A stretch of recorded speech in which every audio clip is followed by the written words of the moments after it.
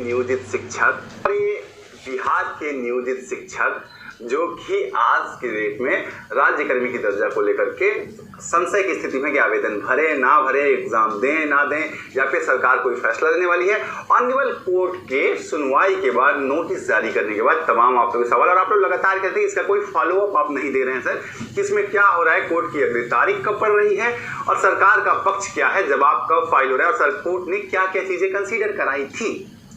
तो देखिए, मैं फॉलो अप स्टोरी लेके आ गया हूँ। मेरी प्रॉब्लम यह है कि देखिए, मैं हवाबाजी कर नहीं सकता हूँ। जो कोर्ट से आएगा या फिर जो विभाग से आएगा वही मैं आपको आकर के बता पाऊंगा।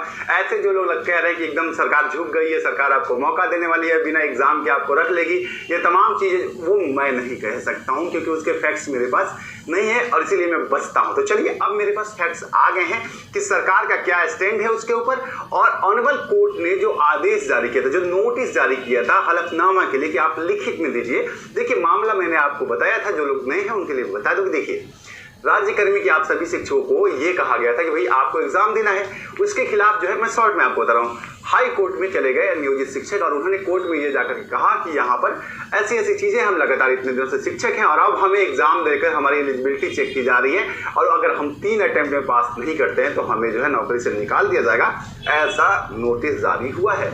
इस पे सरकार ने वहीं पे हाई कोर्ट के अंदर यू टर्न लिया था और इनके जो गवर्नमेंट के महाधिवक्ता हैं सरकारी, साई सर, पीके साई सर, उन्होंने कहा कि हम किसी को नौकरी से बाहर नहीं कर रहे हैं। इस पर कोर्ट ने कहा कि आपका ये कमेटी का, और इन्होंने ये भी कहा कि ये चूंकि सिर्फ एक कमेटी का अनुशंसा है, इसे हम फॉलो नहीं कर रहे हैं। तो कोर्ट ने कहा कि ऐसे काम नहीं चलेगा, आपको लिखित में ये बात देनी पड़ेगी। जबकि मैं आपको पहले से बता था कि सरकार की मंशा तो यही थी, स्पष्ट था कि भाई अगर आप, वो तो कोर्ट में आप लोग चले गए, वरना सरकार की मंशा तो यही थी कि आप लोग एग्जाम दीजिएगा, पास होइएगा तो ठीक है, 3 अटेम्प्ट के बाद आपकी एलिजिबिलिटी पे सवाल उठा के कि आप शिक्षक के योग्य नहीं है और आपको हटा दिया जाएगा। यही था। आप लोगों को भी पता है, आप लोगों ने भी पत्र पढ़ा है, मैं अपनी तरफ से बोल नहीं रहा हूँ। यहाँ पर देखिए, यहाँ पर अब जो है, जब चूंकि कोर्ट ने इंटरवीन करते हुए ये कह दिया कि हलफनामा दीजिए आप लोग इस बात का, तो अब जो है नियोजित शिक्षकों के लिए एक राहत की उम्मीद ये है कि शिक्षा विभाग अभी जो नया बना है विजय चौधरी सर जी के नेतृत्व में, अब नए शिक्षा मंत्री आए, सरकार बहुत तेजी से बदल रही है। अब इसको लेकर के नियोजित शिक्षकों पर एक बड़ा फैसला लेने का, जैसे कि देखिए आप लोग के अटेम्प्ट को लेकर के 5 अटेम्प्ट की बात की जा रही है, लेकिन यहाँ पर आप लोगों की तरफ से और कोर्ट को चूंकि अब जवाब देना है, तो विभाग, शिक्षा विभाग इस नतीजे पे पहुंच रही है कि उन्हें एक बैठक करनी है और फिर से उसी कमेटी को, जिस कमेटी को इन्होंने दिया था ये अनुशंसा करने के लिए, जिस कमेटी की ये अनुशंसा है कि नियोजित शिक्षकों को बाहर कर दिया जाए, उनको तमाम बंधुओं पर फिर से कंसीडर करने के और एक नई रिपोर्ट बनाने की बात की गई कि आप एक बार फिर से नई रिपोर्ट पेश कीजिए कि उन शिक्षकों का कार्यरत हैं जो 20 साल से, 15 साल से, 10 साल से शिक्षा के जगत में हैं और वो बच्चों को भी पढ़ा रहे हैं, जनगणना भी कर रहे हैं, इलेक्शन भी करा रहे हैं, सब कुछ कर रहे हैं। क्या उनको एग्जाम, क्या उनके बीपीएससी टीआरई 1 या 2 के लेवल के एग्जाम से ये चेक होगा कि उनकी मान्यता होगी कि भाई ये 1 to 5 को पढ़ाने के योग्य है या नहीं है, 9, 10, 8, 9 को पढ़ाने के योग्य है कि नहीं है। तो ये जो है, अब कमेटी एक बार दोबारा इसकी रिपोर्ट देगी और ये रिपोर्ट लेकर के ये लोग हाई कोर्ट जाएंगे कि हमारी कमेटी को हमने इन बिंदुओं पर भी कंसीडर करने के लिए कहा है, और तब ये लोग जवाब फाइल करेंगे। और इसीलिए कोर्ट में प्रक्रिया अब आपको थोड़ी लेट देखने को मिलेगी, जवाब सरकार लेट देगी। बीच में अगर इंटरनल सुनवाई होती है तो सरकार और टाइम मांगने वाली है कोर्ट से कि हमने कमेटी बैठा दी है, और कमेटी जब रिपोर्ट लेकर के आएगी इन बिंदुओं पर, जिसमें 3 बिंदु आपके लिए महत्वपूर्ण है। पहली बिंदु, सरकार इस पे सर्वे करा रही है कि जो शिक्षक 20 साल से नौकरी पे हैं, 15 साल, मतलब 10 साल से ज्यादा जो नौकरी पे हैं, क्या उनके लिए अहर्ता टेस्ट होना चाहिए।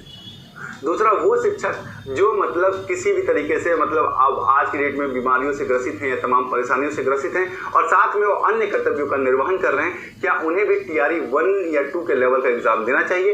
ये अहर्ताएं आपकी, इसके ऊपर कमेटी अब विचार करेगी और फिर जो रिपोर्ट देगी उसकी अनुशंसा करते हुए ये लोग कोर्ट में जाएंगे। ये आपके लिए इमीडिएट खबर है, लेकिन यहाँ पर सब्सक्राइब जरूर कर लीजिएगा अगर आप चैनल पे नए हैं।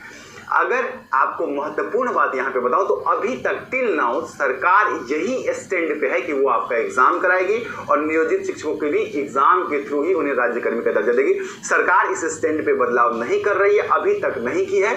मेरी सूचना के आधार पर, माइट आउट भी रहा, अगर किसी को इन्फॉर्मेशन है, मेरी जानकारी के आधार पर, मैंने जितने भी सक्षम अधिकारियों से, मंत्रालय से, जिन लोगों से भी बात हुई है या इनके सरकारी वकील से, कोई भी इस बात से डिनाई नहीं कर रहा है। इसलिए जो लोग भी आपको ये कह रहे हैं कि सरकार एग्जाम नहीं कराएगी, अभी ऐसा कोई भी फैसला सरकार ने नहीं किया है। और इस वजह से अगर आप लोग प्रिपेयर है तो आप लोग आवेदन भी भर लीजिएगा। हालांकि बहुत सारे शिक्षा संगठन ने कहा है कि हम आवेदन का बहिष्कार करेंगे। अगर आप लोग यूनिटी के साथ बहिष्कार करेंगे तब तो आपकी जीत है, वरना आधे लोग अगर आवेदन कर देंगे और आधे लोग आवेदन नहीं करेंगे, ऐसी स्थिति में आपका ही नुकसान होगा साथी। क्योंकि यूनिटी के बिना आप लड़ाई हार जाइएगा, सरकार के पास एक स्टैंड आ जाएगा, वो 50% लोगों को लेकर के एग्जाम में चली जाएगी। अगर कोई नहीं जाए तो बेहतर है। बाकी आप लोग सब समझदार हैं, शिक्षित हैं, आप समझ ही रहे होंगे इशारे में यूनिटी बहुत ज़रूरी है। मिलता हूँ। तो दोस्तों, ये थे अमित पांडे जी, जो कि लगातार पटना हाई कोर्ट में आना जाना है। सरकारी एडवोकेट से इनकी वार्ता भी होती रहती है। तो पूरी की पूरी जानकारी दी इन्होंने और कहा कि अगर आपके अंदर यूनिटी है और अगर सभी लोग आवेदन का बहिष्कार करते हैं तो भाई ऐसे में नियोजित शिक्षकों को बड़ी जीत मिलेगी। तो अपना फ़ैसला जो है वो बरकरार रखिए और इसी फैसले से आपको जीत भी मिलेगी। दूसरा, पटना हाई कोर्ट में क्या कुछ चल रहा है, क्या नोटिस है, इसकी जानकारी भी दी। तो वीडियो पसंद आए तो शेयर कीजिएगा और पल पल के लेटेस्ट अपडेट के लिए लगातार चैनल के माध्यम से बने रहिएगा, ताकि हम पल पल की सारी अपडेट आपको पहुँचाते रहें। और अगर आप वीडियो में नए हैं तो एक बार ज़रूर चैनल को सब्सक्राइब करके बेल आइकन ज़रूर एक्टिव कीजिएगा।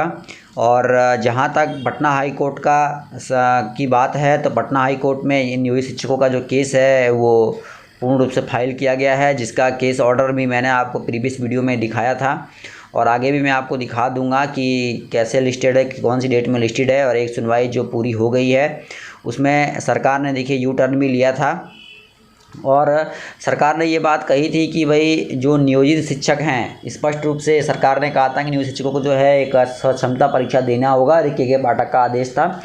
तो स्पष्ट रूप से ये बात क्लियर हो चुकी है कि भाई अगर आप में यूनिटी रहेगी तो किसी प्रकार का कोई क्षमता परीक्षा सरकार लेने के लिए बाध्य नहीं करेगी। तो यूनिटी बना के रखिए और वीडियो पसंद आया तो शेयर कीजिएगा। धन्यवाद दोस्तों। जय हिंद, जय भारत।